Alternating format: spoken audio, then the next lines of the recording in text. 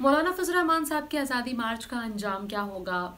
जो 1 point agenda उन्होंने उसका ऐलान किया है वो पूरा होगा या नहीं होगा? आजकल इस्लामाबाद में और पूरे मुल्क में और न्यूज़ मीडिया पे और हर जगह पे घरों में डाइनिंग टेबल पे इसी पर बात हो रही है। देखिए, धरने से पाकिस्तान जैसे मुल्कों में ना तो लोग इस्तीफ़ा देते हैं, ना प्रोटेस्ट से इस्तीफ़ा देते हैं। फिर मौलाना साहब का जो मार्च है वो क्या पाकिस्तान के अवाम का मार्च है?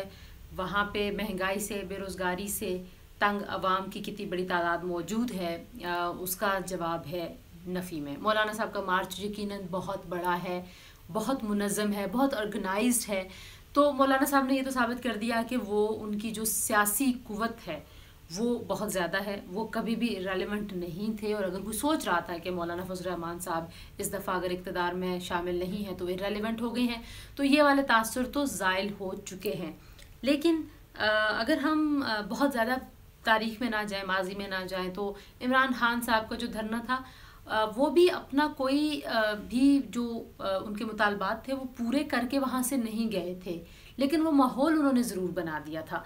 तो मुझे ये लग रहा है कि मौलाना साहब और हिज़्ब इख्तिलाफ़ के जो बाकी लीडर्स हैं, जो वो कंटेनर का समा है जहाँ पे तमाम अपोजिशन की जमातों के बड़े रहनुमा मौजूद हैं और उन सब का ज़ाहिर है सियासी कदकाठ है, उनके सियासी स्टेक्स हैं, तो वो सब जब हम आवाज़ होकर, यक ज़बान होकर हुकूमत के जाने और हुकूमत की बुरी कारकर्दगी और नाअहली और नालायकी पर बात कर रहे हैं, तो शायद ये बयानिया अवामी बयानिए की सूरत में ढलना शुरू हो जाएगा। जिस तरीके से हमने देखा था कि 4 हलकों से बात शुरू हुई थी और यहाँ पे मौलाना साहब जो हैं वो पूरे के पूरे मैंडेट को ही कह रहे हैं कि मैं नहीं मानता।